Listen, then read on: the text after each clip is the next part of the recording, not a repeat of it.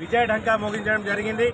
అలాగే మన ఇందిరాగాంధీ గారి వారసురాలిగా ఈరోజు మన ప్రియాంక గాంధీ గారు మొట్టమొదటిసారిగా పార్లమెంట్లో వయనాడ్ తరఫున ప్రాతినిధ్యం వహించడానికి ఎన్నికడం మాకెంతో సంతోషం. ఈరోజు గజ్వేల్ పట్టణంలో మా ప్రియతమ నాయకులు తూంకుంట నర్సారెడ్డి గారి ఆదేశాల మేరకు మేము ఈ విజయోత్సవాలను ఘనంగా జరుపుకోవడం జరుగుతుంది. అలాగే రాబోయే రోజుల్లో కూడా దేశవ్యాప్తంగా మా రాహుల్ గాంధీ గారు అన్నట్టు నఫరత్ కి దుకాన్ బంద్ కरेंगे और मोहब्बत की दुकानें खोलते जाएंगे.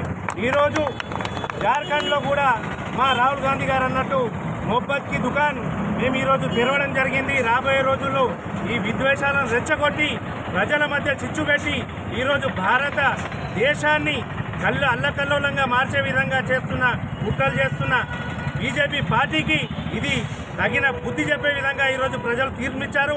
రాబోయే రోజుల్లో తప్పకుండా కాంగ్రెస్ పార్టీ దేశవ్యాప్తంగా అన్ని స్థానాల్లో కూడా గెలిచి కాంగ్రెస్ జెండాను ఎగరవేసి ప్రజలకు ప్రతి ఒక్కరికి కూడా దగ్గరయ్యే విధంగా మా కార్యకర్తలందరూ కూడా పనిచేస్తామని రాబోయే రోజుల్లో మేము కాంగ్రెస్ పార్టీ జెండాను ఎగరవేసి ఈ